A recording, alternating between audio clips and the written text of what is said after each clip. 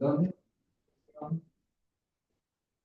Primera Timoteo, y ya vamos casi terminando el capítulo 1. Vamos a ocuparnos hoy en los versículos 18 al 20 para dar por terminado este primer capítulo de primera carta a Timoteo.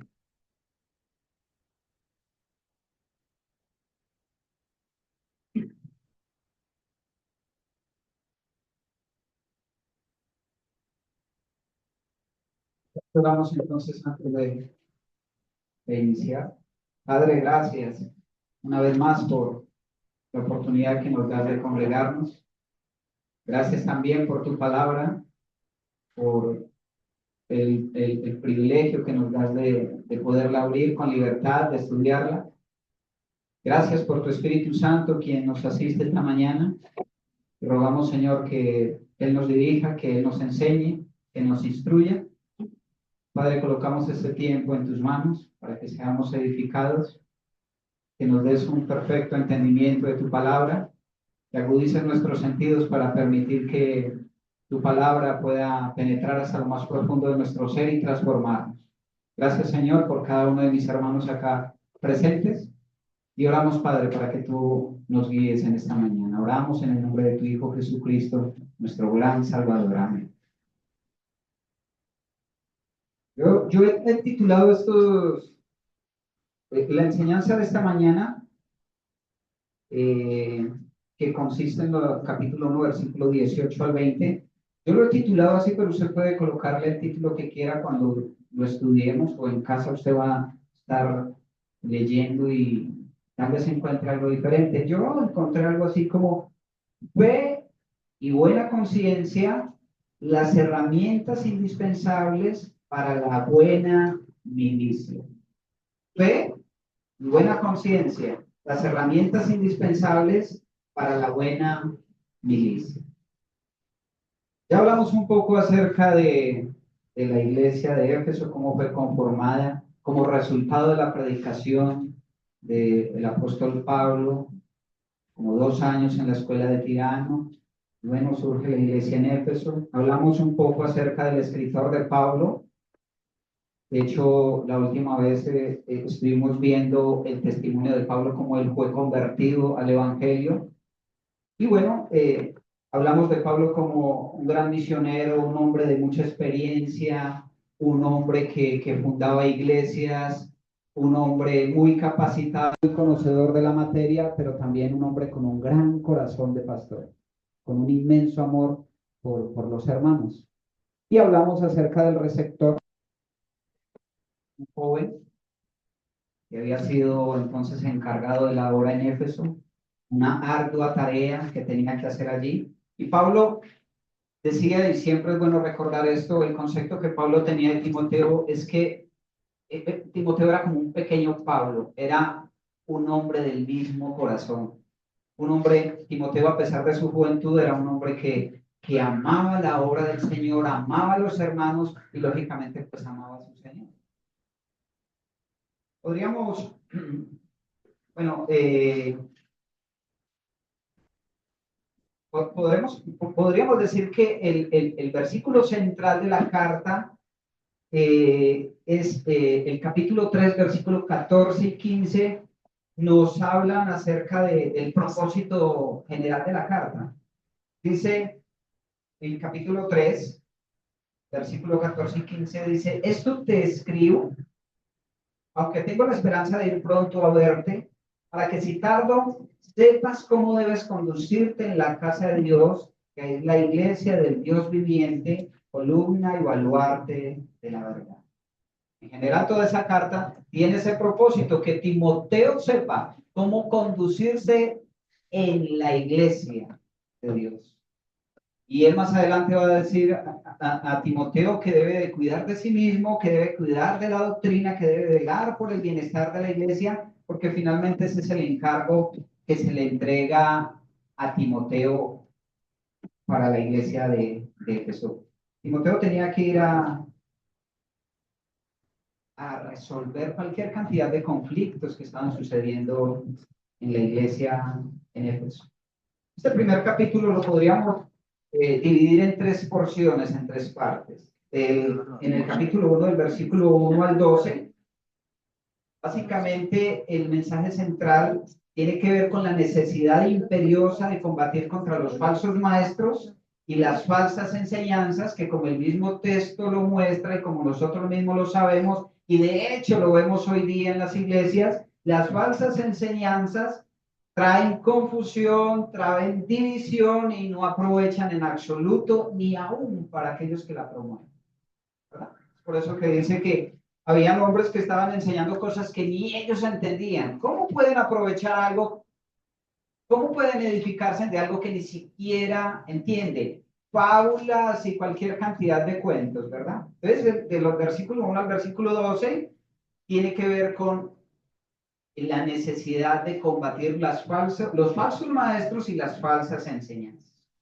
Luego, del versículo 13, o más bien del versículo 12 al 17, que fue el último que vimos, el testimonio de Pablo, él nos habla acerca del poder del evangelio o el poderoso evangelio que transforma. Y Pablo da testimonio de cómo fue él mismo transformado por el poder del evangelio, ¿verdad? Y dice ahí en el versículo, a ver, espérame. Versículo 15 dice, palabra fiel y digna de ser recibida por todos, que Cristo Jesús vino al mundo para salvar a los pecadores, de los cuales yo soy el primero. Ese es el evangelio. Y él dice que hay una necesidad de predicar porque es algo digno. El evangelio es algo digno. Entonces, en contraste de las falsas enseñanzas, ahora se nos muestra que es necesario enseñar el evangelio de Dios. ¿En qué consiste el evangelio? Bueno, lo que dice, que Cristo Jesús vino al mundo para salvar a los pecadores. Ese es el evangelio. Eso es lo que nosotros conocemos como la doctrina fundamental, ¿verdad? Muy bien. Y ahora, los versículos que nos corresponden, pues tiene que ver entonces con la manera como el creyente va a hacer frente a ese mundo lleno de falsas enseñanzas, de falsas doctrinas, con la fe y el evangelio como herramientas. ¿Sí? Entonces, por eso yo le coloqué la fe y buena conciencia, las herramientas indispensables para la buena milicia. ¿Estamos claros? ¿Estamos entendiendo? Bueno, espero que sí.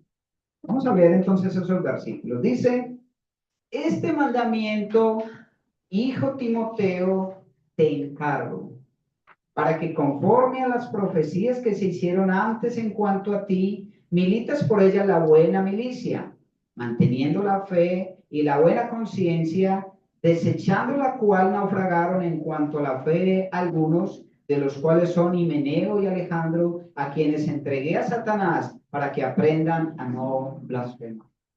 Yo quise separar estos versículos aparte porque aquí nos muestra como otro asunto diferente a lo que se trata hasta el versículo 17. Hay otro asunto ahí que tiene que ver con disciplina, que tiene que ver con la milicia, con la carrera, como lo dice, con la batalla de la fe, como lo dice en otras ocasiones el mismo apóstol. Entonces vamos a apreciar un poco estos versículos. El versículo 18 empieza diciendo, este mandamiento, hijo Timoteo, te encargo. Y la primera pregunta que nos podemos hacer es, ¿de qué mandamientos está hablando? ¿A qué mandamiento se refiere el apóstol Pablo? Este mandamiento, hijo Timoteo, te encargo. ¿Qué mandamiento? Bueno, podríamos decir que este mandamiento lo encontramos en dos partes. Miren el versículo 3, dice, como te rogué que te quedases en Éfeso cuando fui a Macedonia, para que mandases a algunos que no enseñen diferente doctrina.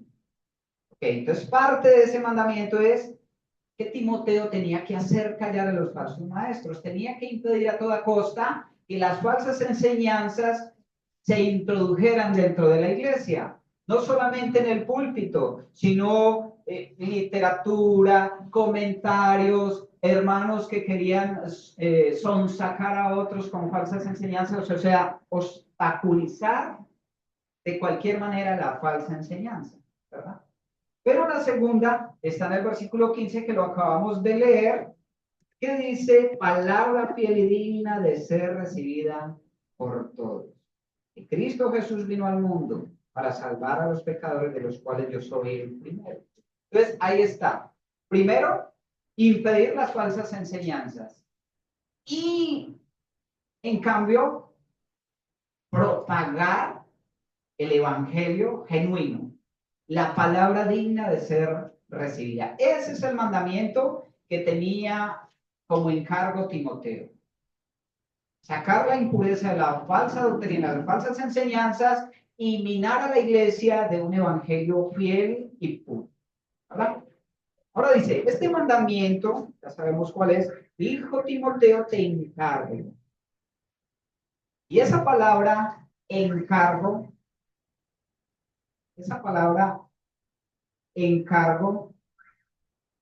tiene que ver, ya lo hablamos inicialmente, con el carácter de esa palabra. Es de un aspecto, una orden militar. Es un encargo. No era algo opcional, sino que era algo que había que obedecer, ¿verdad? Y esa misma palabra la encontramos, o palabras muy similares la encontramos a lo largo de todo el libro. Palabras como esto manda, esto enseña, esto exhorta, tienen que ver con el carácter autoritativo para hacer algo, para ejecutar algo dentro de la iglesia.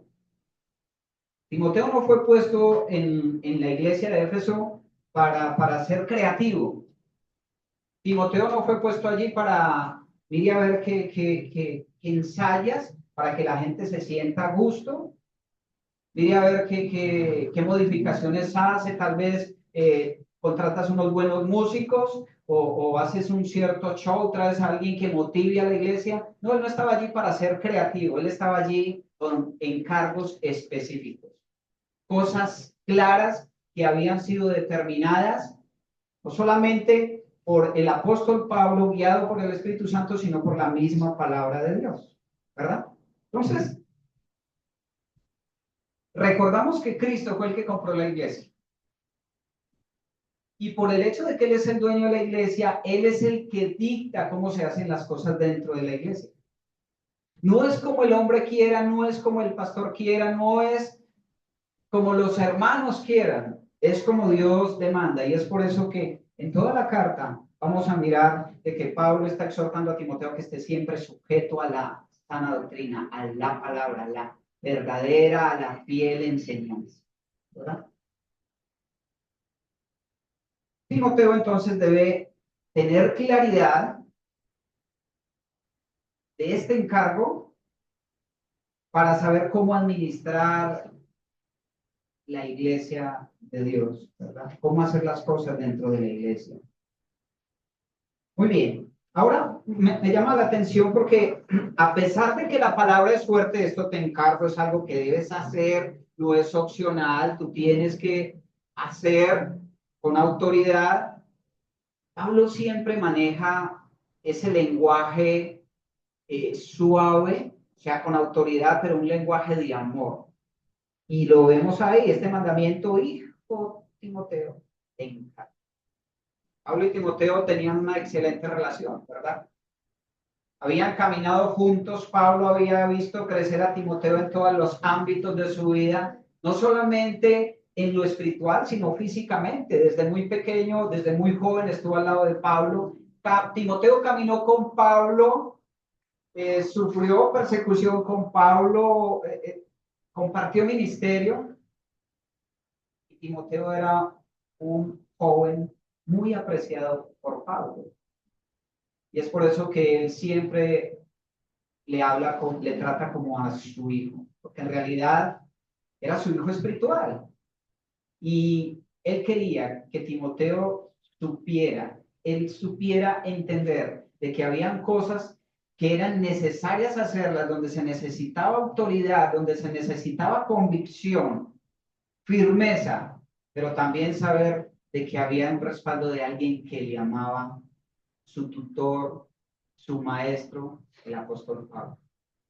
¿Verdad? Y es muy interesante cómo este pastor Pablo tenía la capacidad de manejar ese lenguaje de autoridad, pero también de amor. Algo que nosotros debemos aprender, porque a veces nos sobrelimitamos en autoridad o somos simplemente amor. Y hay que tener equilibrio en estos asuntos, mucho más cuando se trata de administrar la iglesia del Dios vivo. ¿Verdad? Muy bien. Dice entonces, este mandamiento, hijo Timoteo, te encargo para que conforme a las profecías que se hicieron antes en cuanto a ti, milites por ella la buena milicia. Ahora, la siguiente pregunta que nos hacemos es, ¿qué es eso de profecías? ¿Qué profecías se hicieron en cuanto a Timoteo? ¿Verdad? Para que conforme a las profecías que se hicieron antes en cuanto a ti, milites. Bueno, el texto no nos deja ver qué profecías se hicieron, ¿verdad? No lo vemos en ningún lugar de manera clara, el texto no nos lo deja ver. Pero no es de extrañarnos que en aquellos tiempos, debemos tener claro esto, que en aquellos tiempos el Espíritu Santo tenía como mucha, a ver, podríamos decir que más libertad, no es más libertad, más involucramiento tal vez dentro del llamado de un hombre o de un siervo.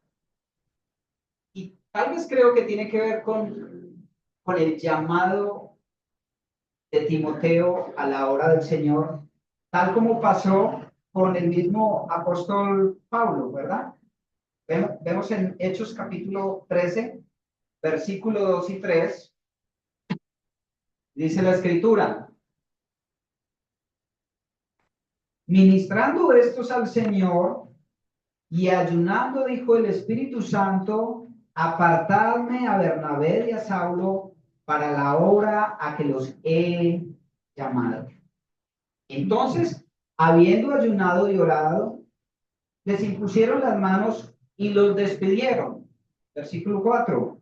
Ellos entonces, enviados por el Espíritu Santo, descendieron a Seleucia y allí navegaron a Chipre.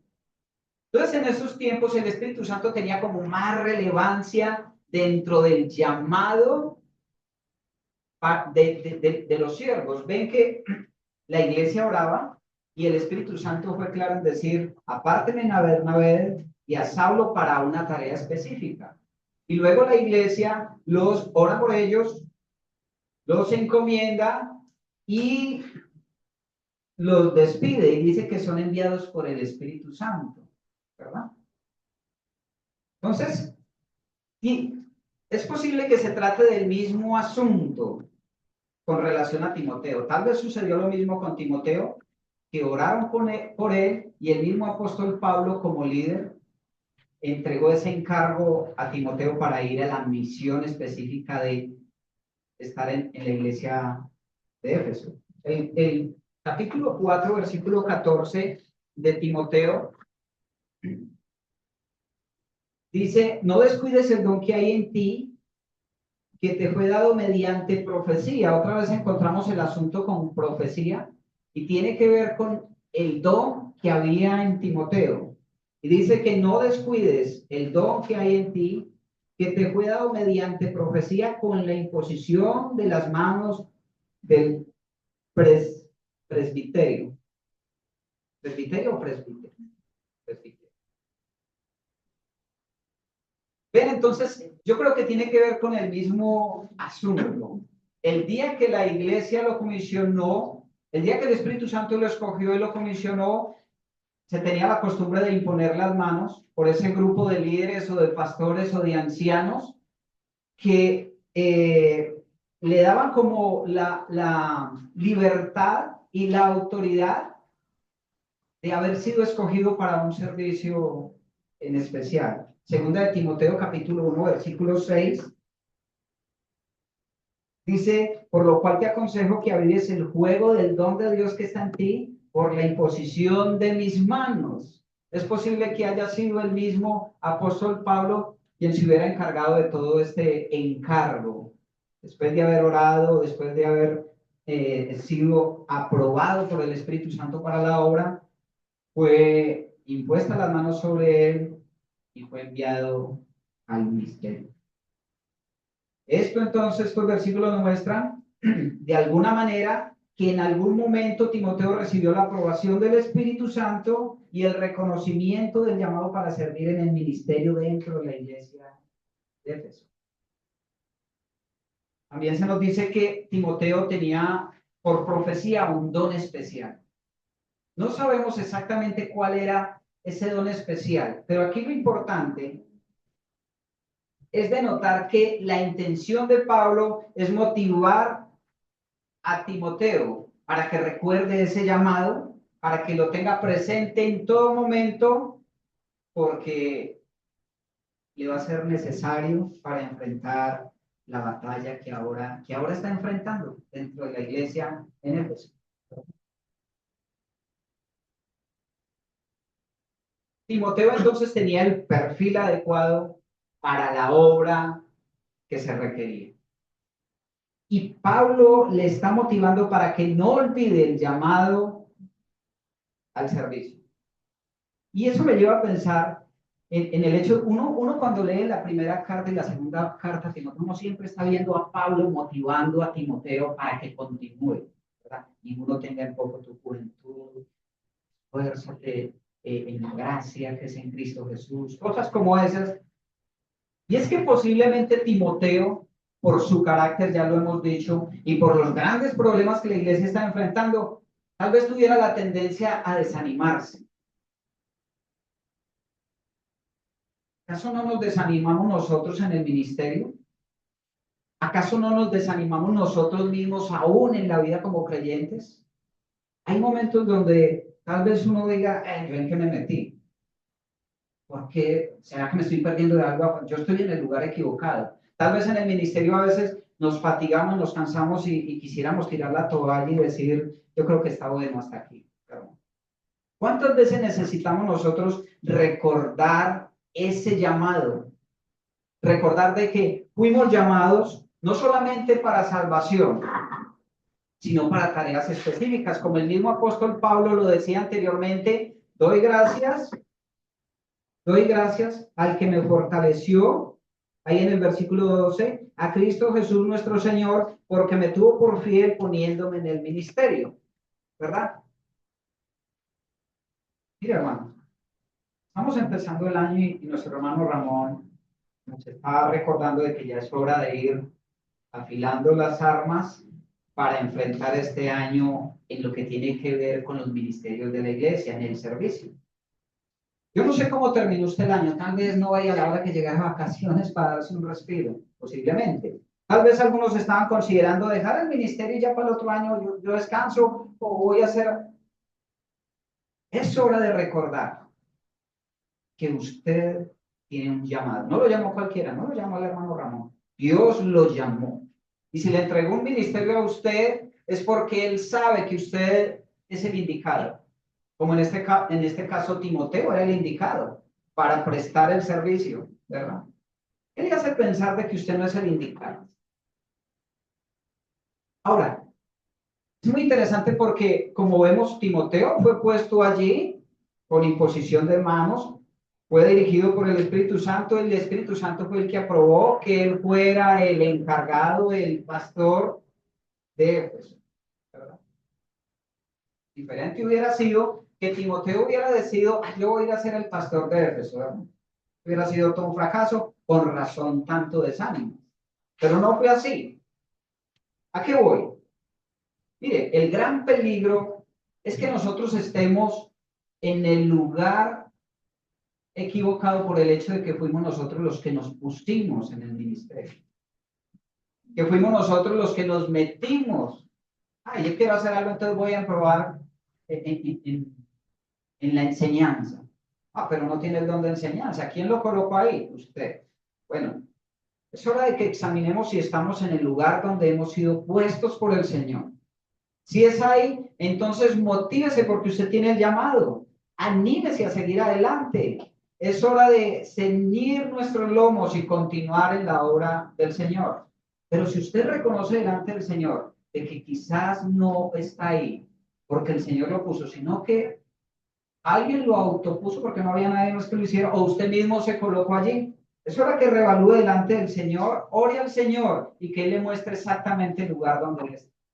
Porque eso es un peligro, no solamente para su vida, sino para la iglesia misma.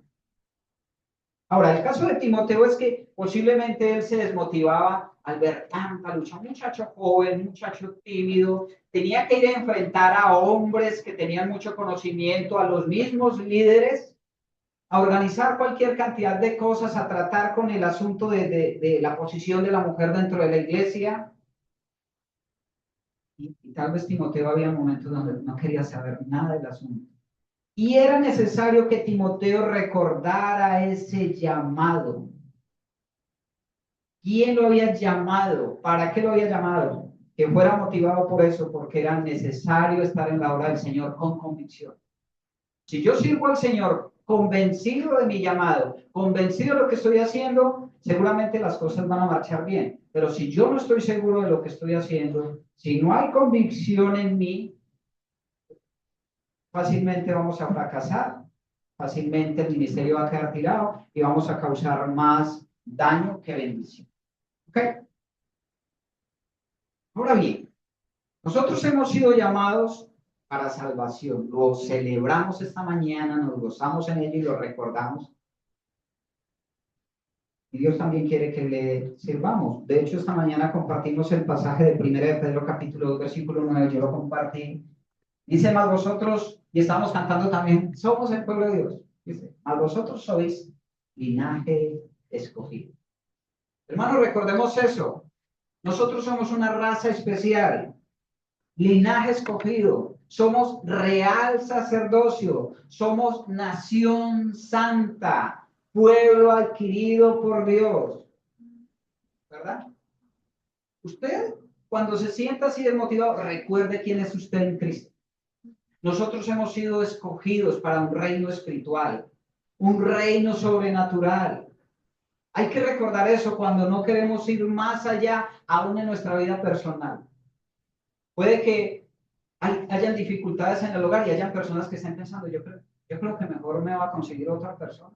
Voy a dejar así. Y no, siempre es más fácil abandonar el barco en cualquier situación. Pero nosotros debemos recordar quiénes somos en Cristo, cuál es nuestro llamado. Tal vez tenemos que recordar el llamado como padres. Fuimos llamados para ser buenos padres, buenos esposos, buenas esposas. Entonces no solamente tiene que ver con lo relativo al ministerio, sino aún en nuestra vida personal. Que tomemos ánimo recordando lo que somos. Ya no podemos vivir como en el pasado, porque ahora somos nuevas criaturas en Cristo. Ahora, ese llamado tiene un propósito para que anuncie las virtudes de aquel que os llamó de las tinieblas a su luz admirable. Así que, si el propósito es anunciar las virtudes de Cristo, no solamente es en la predicación en el púlpito, sino en la vida cotidiana. Que guardemos nuestro testimonio, que nuestra vida hable más que nuestra boca, que nuestros actos hablen más que nuestros dichos, para testificar fielmente de Cristo. Nosotros necesitamos recordar todo esto para mantenernos fieles y firmes en la milicia. Dice ahí, este mandamiento, hijo Timoteo, te encargo para que conforme a las profecías que se hicieron antes en cuanto a ti, milites por ella la buena. Mira, hermano, es hora de recordar que nosotros estamos en guerra.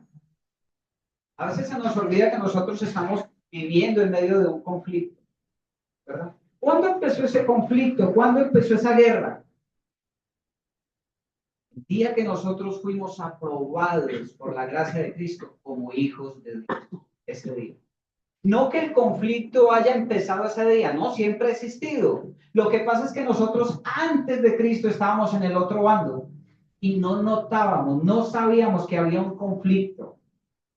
Pero ahora tenemos una nueva naturaleza, tenemos un Espíritu Santo, una nueva conciencia que nos hace entender de que realmente estamos en guerra.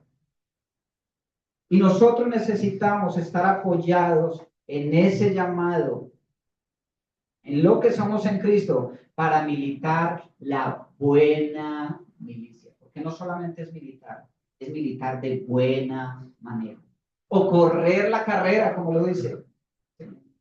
Hasta el final. Yo siempre recuerdo una enseñanza de mi hermano Ramón en Armenia, acerca de las carreras, las Olimpiadas, que la carrera consistía en llevar la antorcha encendida. No solamente era llegar a la meta, sino llegar con la antorcha encendida, ¿verdad? De alguna manera es la carrera que nosotros tenemos como creyentes. Si queremos militar de buena manera, tenemos que correr con la antorcha encendida todo el tiempo. ¿Qué sugiere eso? Que si nosotros como creyentes estamos militando, estamos en guerra, la guerra no da tregua. No hay descanso para el creyente. No hay vacaciones para el creyente. Y nosotros tenemos que estar convencidos de lo que somos y de lo que estamos haciendo. Era necesario que Timoteo lo recordara. Es necesario en todo tiempo que nosotros recordemos que estamos en guerra. La milicia, la carrera, la batalla. ¿Ok? Efesios capítulo 6, versículo 10 al 12. Por lo demás, hermanos míos, fortaleceos en el Señor y en el poder de su fuerza, vestidos de toda la armadura de Dios, para que podáis estar firme contra las acechanzas del diablo, porque no tenemos lucha contra sangre y carne, sino contra principados, contra potestades, contra los gobernadores de las tinieblas de este siglo,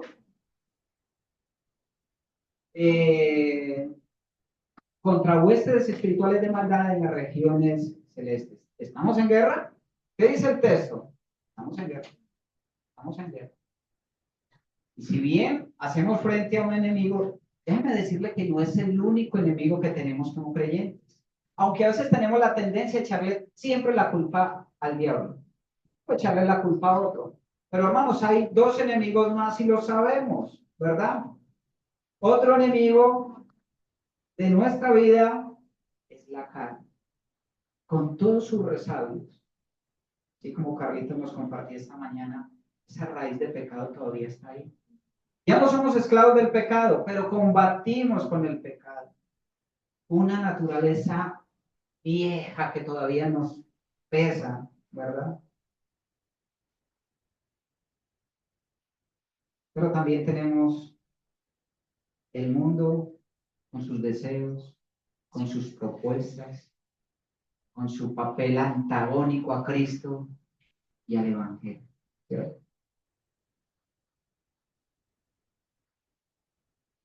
Así que esa milicia es constante. No solo constante, debe ser buena. Debemos procurar siempre por el crecimiento en la obediencia.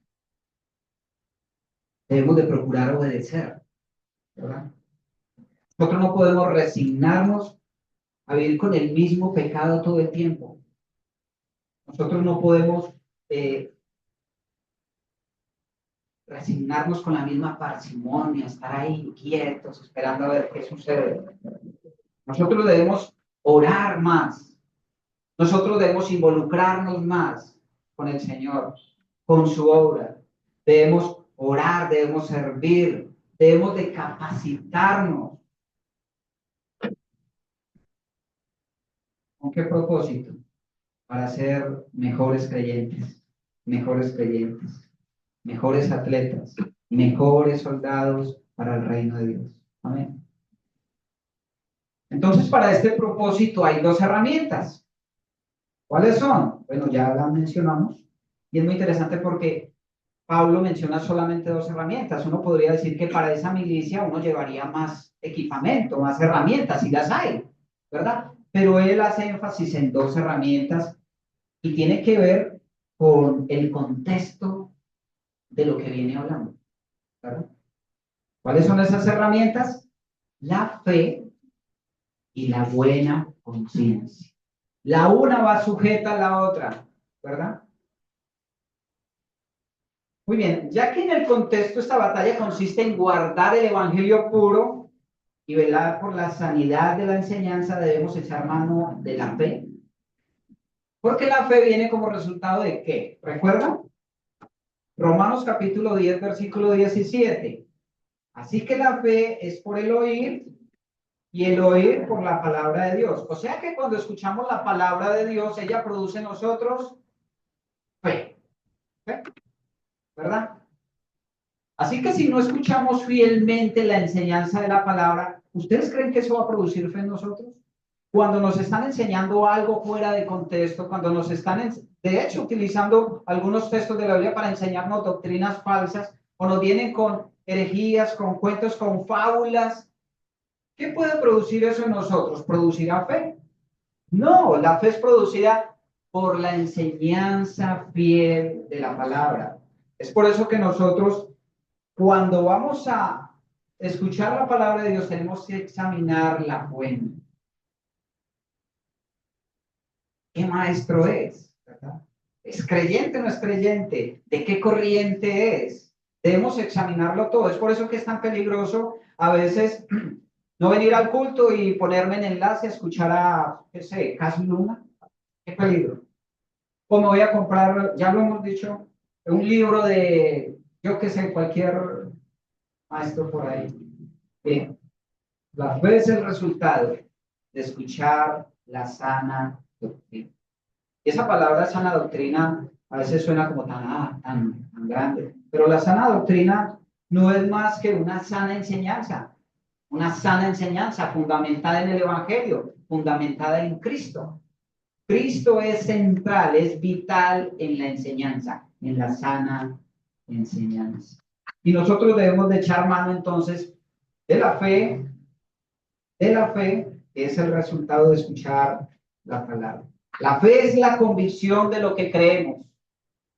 La fe es la convicción de lo que creemos, ¿verdad? Y nosotros no podemos negociar nuestras convicciones. Era lo que estaba sucediendo en Éfeso. Muchos hombres estaban negociando sus convicciones y estaban cambiando la sana doctrina por cualquier tipo de creencias, como nos lo narra el libro. Es triste, pero eso no solamente sucedió allá, eso sigue sucediendo en nuestras asambleas hoy. Es triste saber cómo hermanos se van de la iglesia porque ahora ya no creen en por ejemplo, no creen que Dios es 3 personas. Ahora ya creen que es uno solo. Y uno dice, wow, pero si han conocido la sana doctrina desde el principio, ¿cómo a estas alturas de su vida van a hacer ese tipo de... O sea, ¿qué pasa? O por cosas menores. Otros dicen, no, yo me voy a la iglesia porque ahora yo creo que somos elegidos.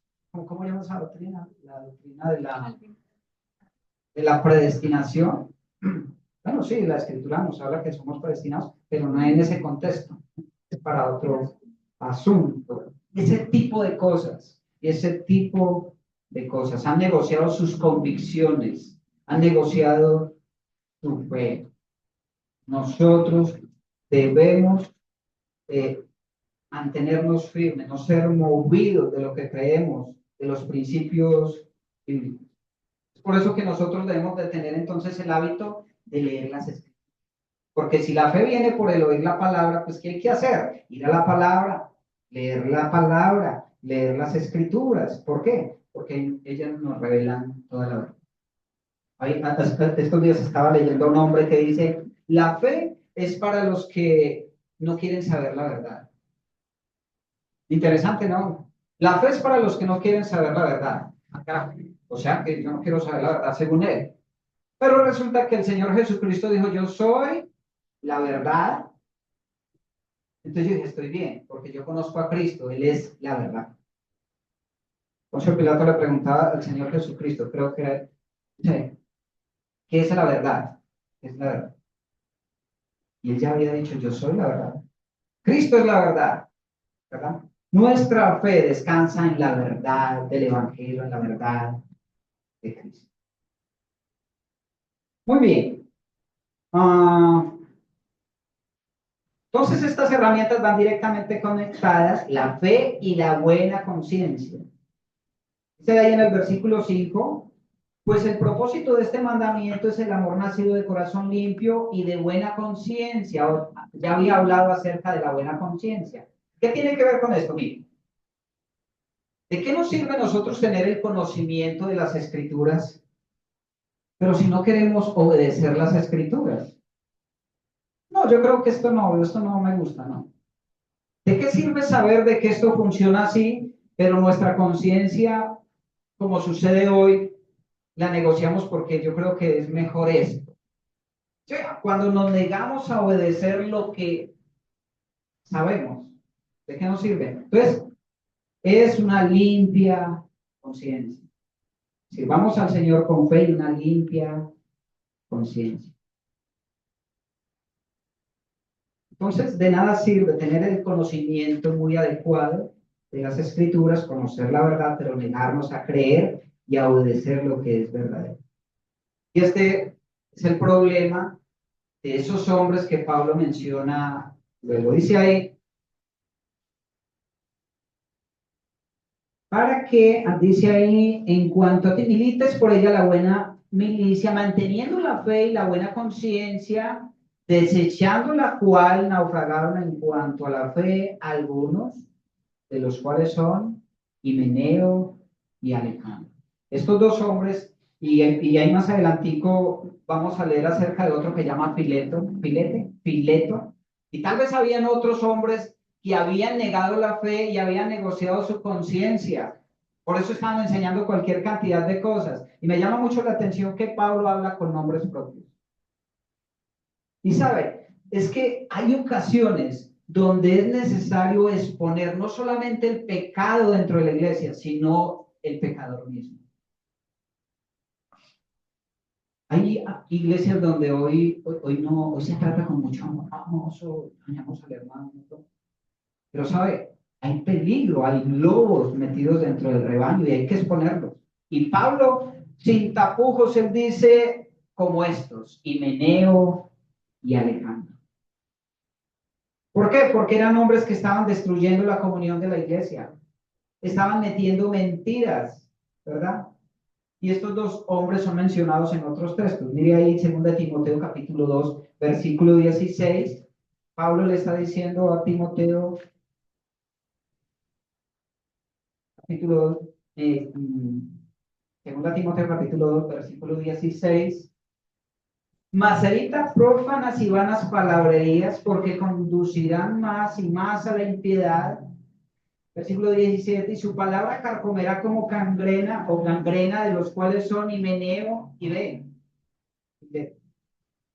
Mira, ahí se vuelve a mencionar Himeneo y dice que este era un hombre que estaba oponiéndose a la sanidad de la palabra y era un problema. Dice vanas palabrerías que estaban conduciendo a la gente a la impiedad, ¿verdad?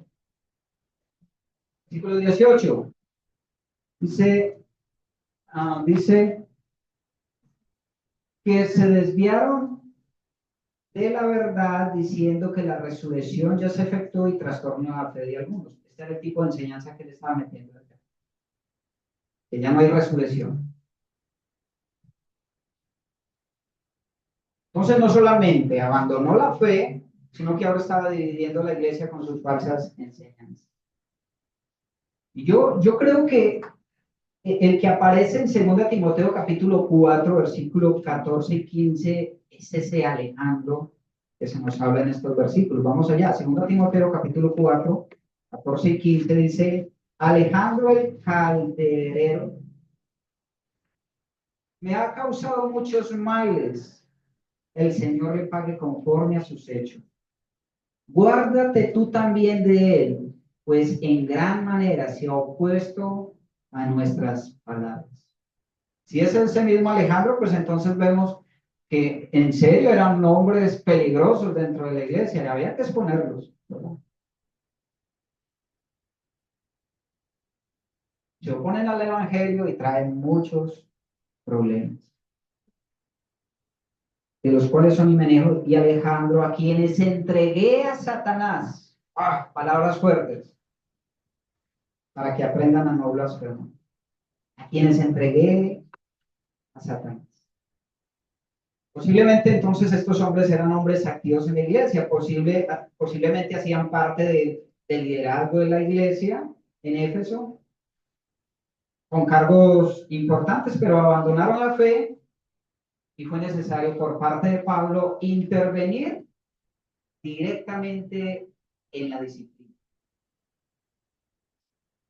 Esto de entregar a Satanás tiene que ver con la disciplina, ¿verdad?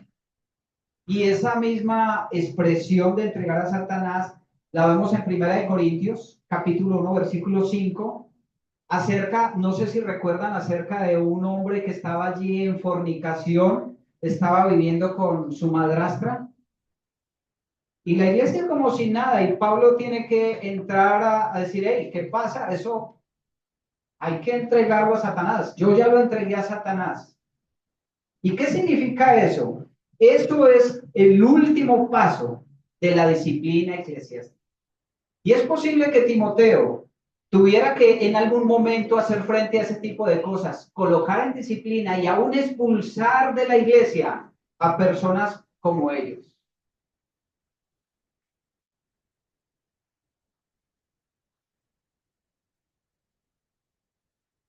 En el caso de este hombre de Primera de Corintios, parece que esa disciplina funcionó. Pero antes de ir a la disciplina, yo supongo que Pablo agotó los recursos anteriores, los pasos anteriores a la disciplina. Yo quiero que miremos este texto para ir culminando Mateo capítulo 18, versículo 15, para ver el conducto regular de la disciplina eclesiástica. Y saben, en nuestras asambleas, yo no conozco muchos casos de ese tipo de disciplina donde se saca de la iglesia al pecador porque se agotaron los otros recursos, ¿verdad? Pero saben que es algo legal y algo necesario en muchas ocasiones, llegar a ese punto.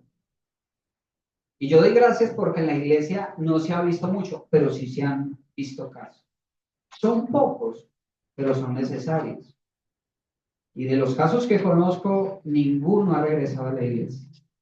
Y por eso cuando este hombre de Primera de Corintios eh, se arrepiente de su pecado, tal vez leamos el texto ahorita para ver que esa disciplina sirvió, pues eso nos muestra que esa disciplina tiene un propósito y puede surgir efecto, ¿verdad? Pero el conducto regular es el siguiente, Mateo capítulo 18, versículos 15 al 17. Por tanto, si tu hermano peca contra ti, ve y repréndele estando tú y él solos. Si te oyere, has ganado a tu hermano, ¿verdad? Es primer paso, si tu hermano pues te ofende en privado y habla con tu hermano. Si tu hermano te escucha, listo, se acabó el tema, ¿verdad? Mas si no te oyere, toma contigo a uno o dos para que en boca de dos o tres testigos conste toda palabra. Si no los oyeres a ellos, diga a la iglesia. Entonces, en segundo lugar, tú vas con algunos hermanos que estén como testigos, y si el hermano se arrepiente, ya se acabó el asunto. Pero si no te oyere, entonces viene el tercer paso. Dilo a la iglesia. Y si no oyere a la iglesia, dilo a la iglesia. Y si el hermano se arrepiente, ahí terminó el asunto. Pero si no oyere a la iglesia, échalo en manos de Satanás. Tenle por gentil y publicano. Y seguramente Pablo había agotado los 3 pasos anteriores antes de entregar el mando de Satanás a Himeneo y Alejandro, ¿verdad? Seguramente, porque Pablo no le iba a pasar por encima de lo que el mismo Señor Jesucristo había indicado en el texto que acabamos de leer en Mateo, ¿verdad? Ahora, es muy interesante porque a pesar de eso, dice ahí, a quienes entregué a Satanás para que aprendan a no blasfemar. Y aún en el último extremo de la disciplina, el propósito es que aprendan, que aprendan, que se arrepientan. Segunda de Corintios capítulo 2, versículos 5 al 11, relativo con el fornicario de Primera de Corintios, dice, pero si alguno me ha causado tristeza, no me la ha causado solo a mí, sino en cierto modo, por no exagerar, a todos vosotros. Que basta tal persona esta reprensión hecha por muchos. Así que al contrario, vosotros más bien debéis perdonarle y consolarlo para que no sea consumido de demasiada tristeza. Por lo cual os ruego que confirméis el amor para con él, porque también para este fin os escribí, para tener la prueba de si vosotros sois obedientes en todo, y al que vosotros perdonáis, yo también, porque también yo lo he perdonado. Si algo he perdonado por vosotros, lo he hecho en presencia de Cristo, para que Satanás no gane ventaja alguna sobre nosotros, pues no ignoramos sus máquinas.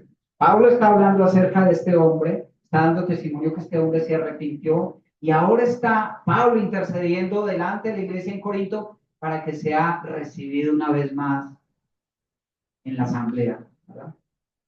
Ese fue el caso de estos hombres. Entonces, hemos visto varias cosas en estos versículos. Hemos visto varias cosas muy importantes para nuestra vida como creyentes. La primera de ellas es que nosotros tenemos un encargo, un llamado a ser fieles a la sana enseñanza del Evangelio. En segundo lugar, que nosotros debemos de velar por la fe y la buena conciencia para mantener el Evangelio puro. Que debemos de recordar el llamado para mantenernos activos en la buena milicia. Estamos en guerra, ¿verdad? Pero también vemos el asunto de que hay ocasiones donde dentro de la iglesia tienen que suceder cosas con la misma disciplina. Y aprendimos de hecho un poquito acerca de cómo es el conducto regular para la disciplina eclesiástica. Oramos. Padre, te damos gracias una vez más por tu palabra. Gracias por lo que hemos podido aprender esta mañana. Padre, sobresale tu gracia en este libro. El Evangelio puro. El Evangelio que consiste en el hecho de que Dios se hizo carne, que murió por los pecadores, que para todo aquel que cree, su gracia ha sido otorgada para salvación, que Cristo resucitó entre los muertos y que pronto volverá por su iglesia. Y Padre, ayúdanos a predicar esa verdad, porque es palabra digna de ser escuchada, de ser predicada, de ser creída por todos. Ayúdanos, Señor, en lo que nos compete.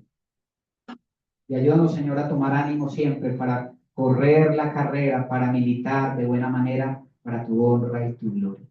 Padre, no estamos en una guerra con el propósito de ganar la guerra, porque Cristo ya ganó la guerra y nos ha otorgado su victoria. Nosotros simplemente queremos que el nombre de Cristo sea exaltado, que nosotros podamos glorificar en cada aspecto de nuestra vida el nombre precioso de Jesús. Ayúdanos, Señor, te lo rogamos. Gracias una vez más en el nombre de Cristo. Amén.